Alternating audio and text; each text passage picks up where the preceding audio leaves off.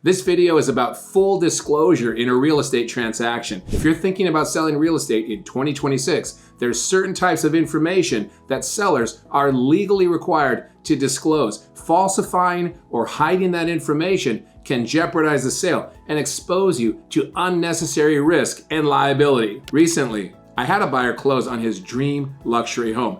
After the sale closed, my client went on to discover that a lot of the information that had been provided to us about that home's systems, features, and amenities was inaccurate. It may have even been falsified. The whole situation ultimated in my client and the sellers having to get attorneys and fight it out in court. All of that could have been avoided if that disclosure information had been handled differently up front. Here are some examples of the types of things you must disclose when you sell a home in Oregon. Number one, material defects. Now, if you know that your home has issues with its foundation, for example, like large foundation cracks, or the roof leaks, or you've got known plumbing or electrical problems, you've got to disclose that. Even if you repair those things just before you put your home up for sale, you still have to disclose that information to the buyer so that they can review it, and they will also do their own home inspections to assess those things themselves. It's not worth the risk to conceal that information. Disclose, disclose, disclose is the rule among all realtors. Number two, repairs and renovations. Now,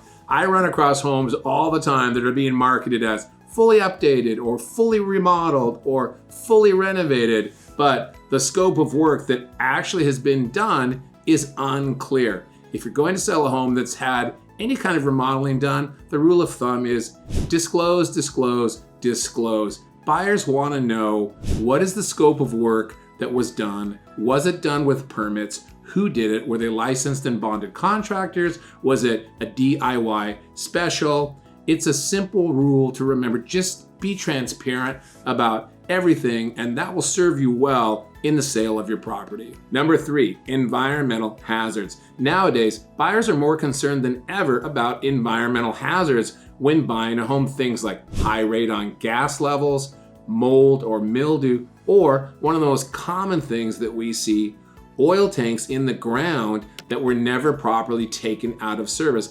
I had a situation recently with a seller who didn't disclose that there was an oil tank in the backyard. She had taken that tank out of service years earlier and converted the fuel source in this house to gas, but nobody ever did anything about the old oil tank that was buried deep in the ground and had been leaking into the soil for years. It was very expensive to clean up, and that could have been easily avoided had it been addressed and disclosed up front. Now, if that sounds overwhelming, don't be alarmed. I've been representing buyers and sellers for almost 21 years, and I'd love to talk to you. If you're thinking about buying or selling in 2026, let's start a conversation about your timing and your goals and how we can avoid the types of pitfalls that don't need to trip you up in the process of buying or selling real estate. I'm easy to find. Please feel free to reach out to me anytime at my contact information below.